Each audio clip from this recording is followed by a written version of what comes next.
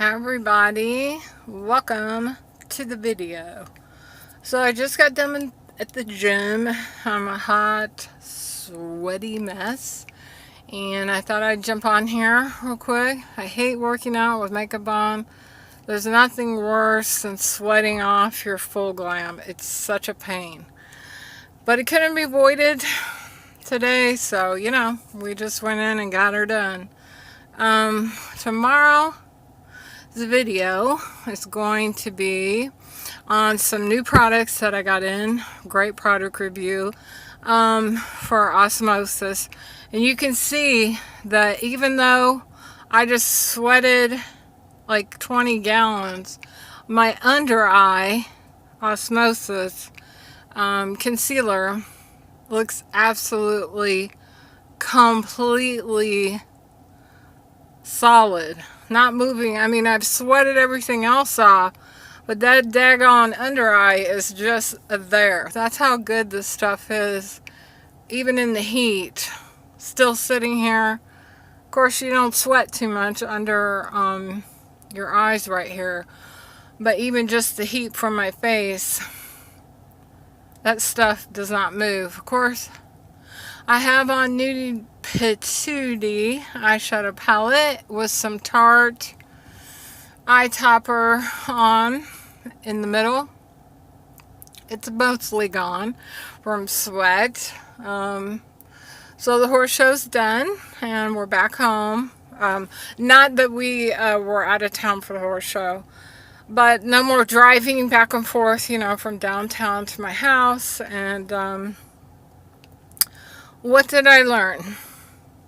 I try to make sure I'm always learning something every time I go to the horse show. One, it's expensive, and I feel like, I should be learning something. And I put a lot of time and effort into training and eating right, staying in shape, being a good physical specimen to ride an animal as powerful as Otis. So I learned Wednesday that he is an animal and I can't always control what he wants to do. Yes, they're very disciplined animals. They know their job.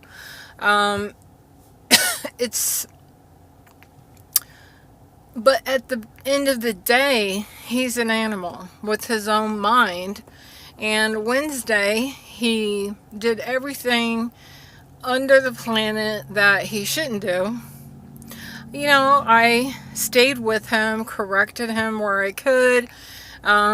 He's a show horse, so it's not like you can beat him, nor would I beat him. But, I gave him a good couple kicks. I gave him a swat. I doubt if he felt much of anything. Their skin is so thick. But I definitely learned, no matter how well they're trained, at the end of the day, if it's not their day, and they have something in their mind that they don't want to do what you want them to do, you're pretty much powerless. So, and that's 1,500 pounds of animal. I can't win the battle. So I stayed with him, rode the ride that I got. I wasn't really that angry. I mean, of course I'm like, you're brat. You didn't listen. But, what can you do? It wasn't like I had flames coming out the top of my head. And so Friday night at the championship, what did I learn? Again, I looked on video. I don't think I took one breath the entire show, meaning the class. So when I got in the lineup Friday night in the championship, I couldn't breathe. I was like, I don't think I breathed one breath because I'm so concentrated on communication with the animal, my riding, with him, so that I forget all about myself, and hence I don't breathe.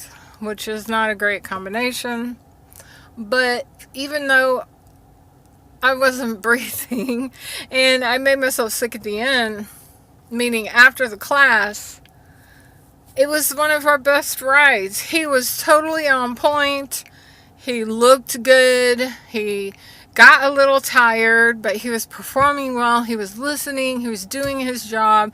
He was 100% there. We were 100% together.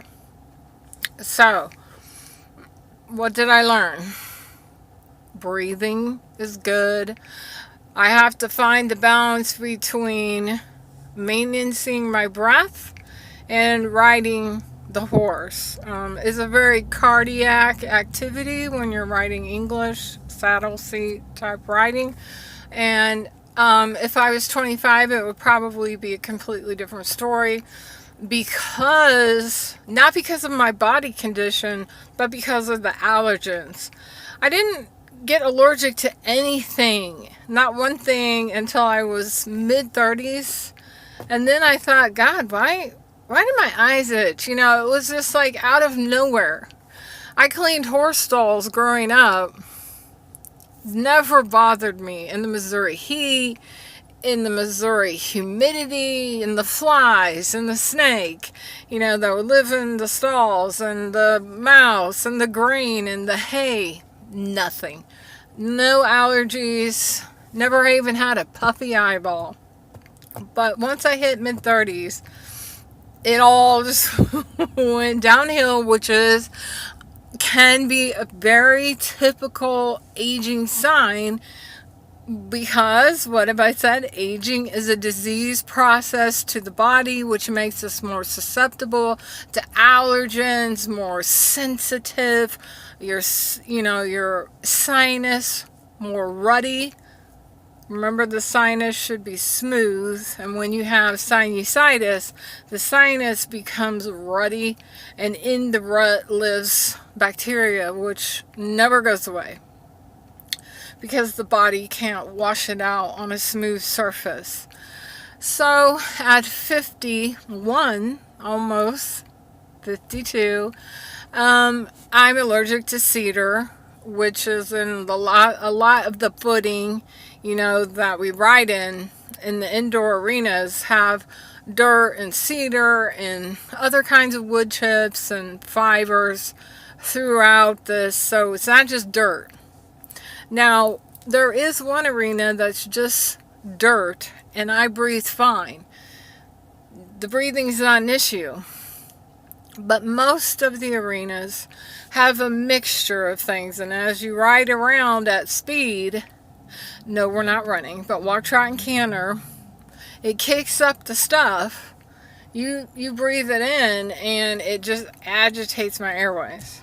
So, and if I was younger, I would not have those particular circumstances on board, because when I work out in my basement doing cardio or at the gym, with my trainer that trains me at the gym, I don't breathe hard. I don't really, I sweat, and I, huff if I'm really doing like intense cardio, but I don't at the gym, or it's only around the horse. It's not the horse itself, it's the mold and the footing down there deep that gets stirred up, and the cedar and the wood chips and blah blah blah.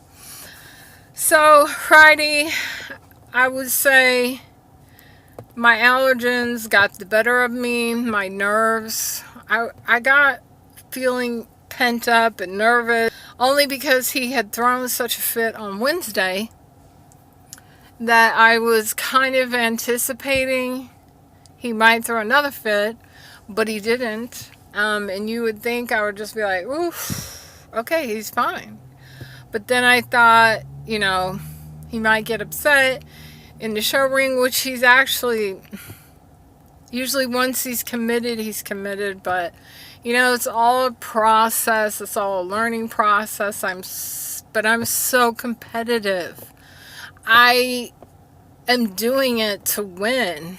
Doing it to be one of the best, and I take it really, really seriously, and I work really, really hard, to respect the horse and the sport and kind of like all the people that train me. Yes, I paid them, but there's, for me and my brain and my age range, I feel like you show amount of respect. Don't just show up, never have worked out, never have eaten right, get on the horse, and then wonder why you're not performing physically as well as you should. So, are there people that do that? Yeah, of course. And that's their journey. So my journey is that I need to work twice as hard as the next person that's riding, that's competing in my class. In my class, there's mid-20-year-olds, and it does make a difference. I believe that wholeheartedly, that competing in your 20s compared to 51, 52, I believe there's a difference. I believe that it isn't an excuse for me, but I believe it's a competitive edge to compete in your 20s, in your 30s, in your 40s. I mean, age does matter. But, and of course, some of these girls that I compete against have been riding since they were babies. I believe that makes a difference as well. I've been riding for a long time, since I was baby-ish, early teens, but I had to take long breaks. You know, being married to the military, you couldn't take the horse with you. So I couldn't ride in lots of locations. So there's long breaks, then I was injured. Definitely, I could barely walk for a few years, so I couldn't work out. There was no riding even available where we were in North Carolina. So yeah, I believe when you ride or do, your passion on a consistent basis for many years, that it makes a difference. You log body time, you log mental experience, and I believe it makes a big difference. And it could apply to any sport. I think it makes a difference in any sport. So the more time you log competing, doing your thing, the better you're going to be. The more people are going to know your name in whatever sport or activity that's your passion. 9 times out of 10, what you're passionate about is somebody else is passionate about it as well. So those are just my thoughts. That I wish it was easier sometimes. No doubt. I mean, you're wearing all that gear, the suit, the tie, the hat, everything. Like, I absolutely love the sport, but sometimes it's like, you're climbing a mountain like this, and you just need to kind of like, instead of going like this, you just need this, and then go back to this. Yeah, I'm not a machine, so I get frustrated. I get mad, big mad, angry at myself, for stupid mistakes.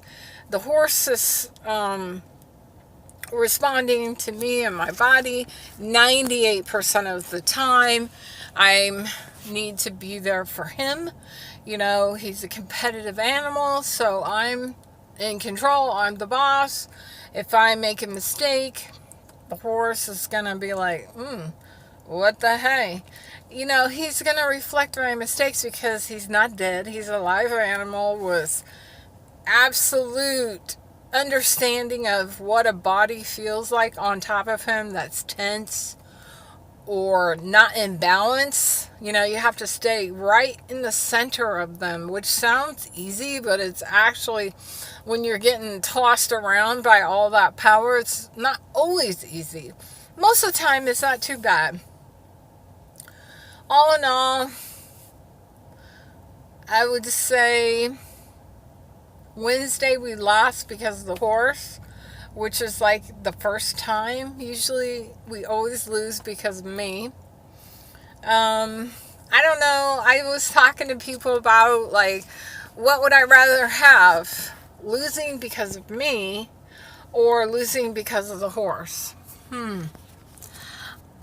I can't, like, is there a better evils? I mean, I don't think so. Losing is losing. So, I mean, I guess it really doesn't matter if it's me or if it's him.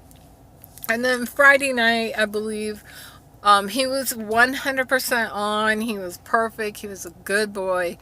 I believe we didn't win because of me. I didn't make it look easy enough. You have to literally sit, ride the animal like that and never look like it's hard work, which for me is difficult because I'm concentrating so much on what I need to be doing for the animal that I forget to be like, oh, hey. I forget to do all the theatrical type stuff with it. Which you would think it wouldn't matter as much because they're judging the horse, not me. I've seen trainers ride like, I mean, way worse than me. Just total garbage. And everyone knows this. It's not like I'm dogging these people out behind their backs. Some trainers just get on there and bounce. They don't even ride. It's just, and it looks terrible. I don't even know how the horses perform underneath them because all they do is crash into their kidneys. Like, it's bad. Not a ton of them do it, but enough that it's noticeable. You notice it when you see it come into the show ring. You're just like, that's literally what they look like. And they win. Even though they cannot ride whatsoever. Because they're judging the horse. Now, I'm not going to win. Why? I do ride better than that. But I'm not a trainer. So, getting my name out there more and performing to the best of our ability is what's going to put us at the top. So I'm still pushing, still reaching for that goal, and I'm enjoying it. I'm enjoying the body changes. I'm enjoying the life changes that you have to make to lose that much body mass. Celebration for me. I fit into my first 7'8", so that's what, 11 sizes, 12 sizes, from a 23-24 to a 7'8". I didn't buy it, but I fit into it, zipped it up, buttoned it up, and I've done that a couple times when I've changed sizes. I've went to try on clothes because my clothes they get so bulky, and I'm just like, ugh, maybe I lost a size. So I go and I try on a smaller size, and sometimes it turns out I lost 2 sizes. Not every time, but it just still to this day shocks me when I hold up the size. My brain does not compute the width because I'm like, you're not fitting in that. There's no way. You're a big, big girl. And I get it into the changing room and it goes right on. I mean, it just freaks me out. I think one day it won't freak me out, but to this day, I'm just like, really? That just went on my body. So when you're very overweight, I think the brain becomes adjusted to its new normal. So as your body, changes completely, I think the brain is the last one to catch up. I mean, I'm just going to say that because I feel good. I feel like I look good. I'm healthy. My skin looks good. My hair is looking good.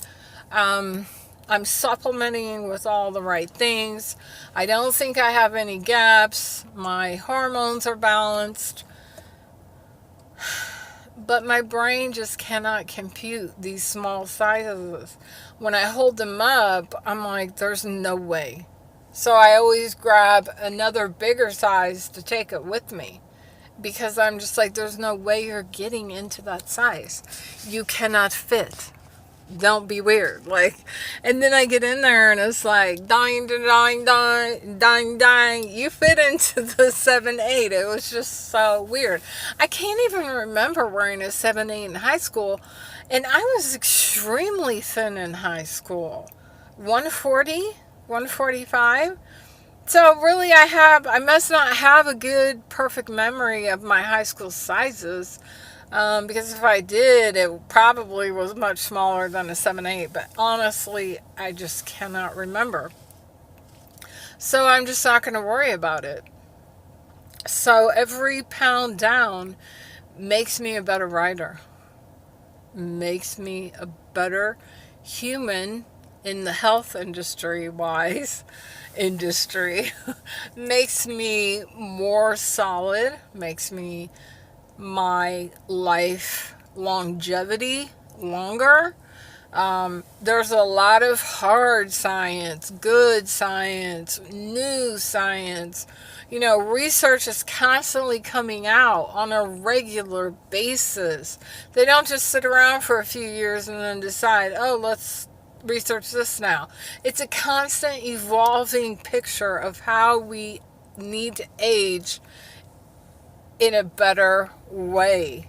And the good science about aging is the smaller you can be, meaning body weight ratio to your height, the lower your A1C, meaning your blood sugar window. A1C reflects 3 months of your past blood sugars.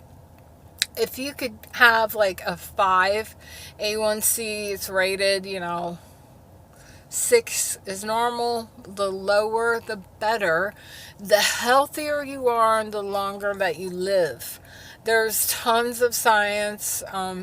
We're just figuring it out pretty much on the quick pace that muscle health is what is making us live longer. Skeletal health, bone health, meaning you don't want to lose your bones. You don't want your bones breaking. You don't want to hunch over. You don't want to lose your posture. Look, I don't have the best posture in the world. Never have had. I believe part of it was because I was fat. I mean, let's just be real. And I still have way too much back fat back here. And no, I'm not putting myself down. I'm just being honest.